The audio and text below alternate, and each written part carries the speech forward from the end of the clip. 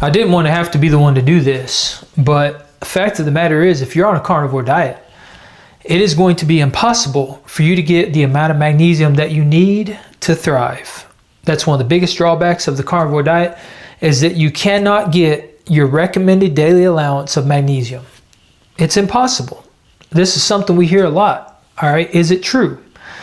The answer to that is absolutely not. It's not true. And I'm going to show you in this video a meal that I eat very often that gives me almost all of my recommended daily allowance of magnesium in one single go.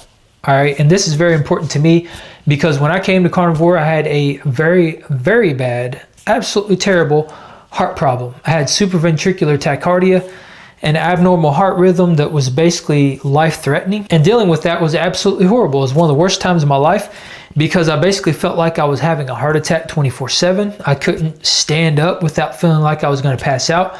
I couldn't do anything. I could barely even walk without feeling like I was going to pass out because my heart was beating at insane, crazy fast rhythms, crazy fast beats all the time. Felt like I was running a marathon even when I was sitting down. And it was so bad I couldn't even sleep. All right, I was like compulsively checking my pulse all the time. And it was just a horrible time in my life. All right, but I overcame that. And I overcame that through a carnivore diet. And yes, I did supplement with magnesium to overcome that. That was very important because my magnesium deficiency was so severe, it caused that problem. And I think it goes without saying that if it's going to cause a heart problem, then your magnesium deficiency is going to be very, very bad. But for the average person in America, it's a little known fact, but the majority of the population, I'm talking over 50%, is deficient in magnesium. And why is that? It's because the food that is grown in soil that we usually think of being high in magnesium, things like spinach and kale, leafy greens, nuts, seeds, all these things that are supposed to be very, very high in magnesium, these foods are nutrient void. The soil is so depleted now that modern food, if it's grown in the ground, has 90% less nutrients than it did 100 years ago. All right, so those foods, they don't contain hardly any magnesium because it's not in the soil. It's not being uptaken into the plant. And another problem with that is that all these foods that were supposedly high in magnesium, they also have phytochemicals. They have plant toxins. And these things bind to the nutrients that would normally be in the plant. And now we're talking 90% less nutrients. So these phytochemicals are binding to the little nutrients that are left, and your body's not able to absorb it. So the amount of nutrients and the amount of magnesium specifically, because that's what we're talking about in this video, that you're actually going to be able to absorb is basically zero. So the majority of the population is deficient in magnesium. And I'm a firm believer that that magnesium deficiency is a driving factor to people's health being completely wrecked, because magnesium is very, very important. It's responsible for over 300 biological functions in the body. It can cause things like anxiety. It can cause nervous disorders like what I experienced, basically a nerve issue with my heart, because magnesium is a very important electrolyte. And another problem is that when magnesium gets low, it also drives down potassium, and it can have cascading effects on a bunch of other vitamins and minerals within the body. So it's very, very important. All right, so these are the foods I focus on when I'm trying to up my magnesium naturally, because getting it through supplementation, don't get me wrong, there's a place for that, and that can be beneficial. But we shouldn't have to rely on that kind of stuff. We should be able to get everything we need through diet. And that's exactly what I'm doing here. So I've got 4 salmon fillets. This is wild caught, skin on.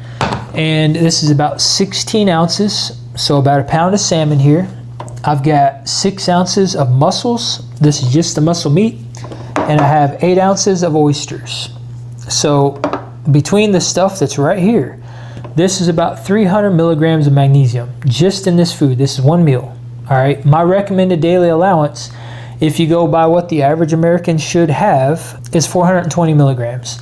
So I'm very close to that just in this one meal. And the great thing about this is that the magnesium is going to be in its most bioavailable form because I don't have any of those plant toxins interfering with the absorption of the magnesium I'm actually getting, which means that my body can actually utilize it. And for people on a low carb or zero carb carnivore diet, I really do believe that you don't need as much magnesium because, again, you don't have all these other things that are competing with the absorption or blocking the absorption of the magnesium. So from my experience and from what I've seen, a lot of people can be on a carnivore diet not have to supplement with magnesium, and be totally fine in that aspect. And as far as how I cook this up, this is very, very simple. It's just seafood. All right, so my salmon, it's actually still frozen. I'm gonna throw it in the cast iron skillet just the way it is. It'll cook up just the same. So I am gonna put some tallow in there first. I've got some grass-fed, grass-finished Kentucky smoked bourbon beef tallow.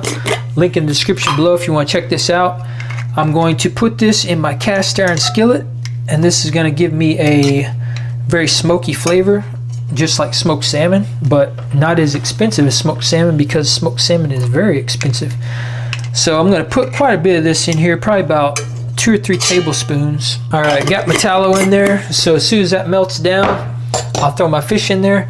For my oysters and my mussels, I'm literally just going to put these both in this pot right here, add a little bit of water and some salt, and just let these boil, and then I'll just eat them in a bowl.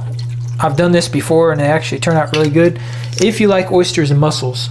If you don't, you're probably not going to be a fan. All right, so add a little salt in there, which the oysters are canned, so they already have some salt, and just because they live in the salt water, they naturally have salt anyway, so you don't want to over salt it, or else they're going to be very, very briny. I'm going to throw some salt in my cast iron here. All right, my pan's starting to smoke a little bit, so I'm going to go ahead and throw my salmon in there.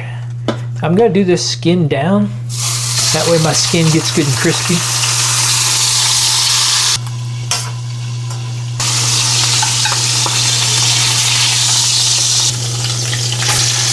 All right, these 2 chunks look good and done. If your skin gets stuck, if you add a little bit of water to the pan, you can get it off pretty easily. All right, so a very simple yet highly effective way to boost magnesium without having to rely on supplementation, getting it only through food. It is possible, and hopefully this just gave you some ideas on how you can do that. But with that said, I'm gonna sit here and grub out because this is my dinner and it looks and smells absolutely fantastic. So if you did get some value out of this, be sure to drop a like, subscribe, join the Apex tribe, and I'll see you in the next one. All right, peace out.